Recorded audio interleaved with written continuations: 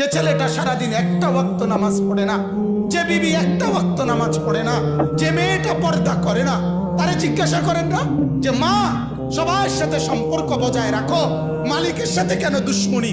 আল্লাহর লগে কি নারাজি হইলা? আল্লাহর সাথে কি দুশ্মনী? আল্লাহর লগে কেন রাগ করলা? কেন রাগ করলা?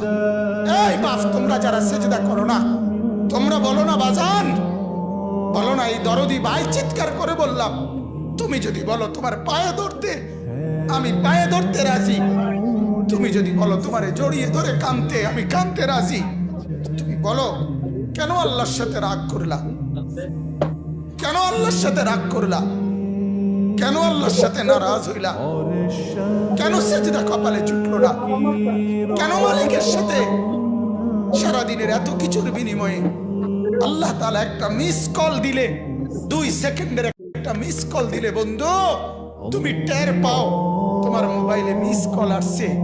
এত বড় মসজিদে 6টা মাইকের হরন দিয়া আল্লাহু আকবার বলে তোমারে ডাক দেয়, তোমার একটা বারও কানে লাগে না, বিবেকে লাগে না।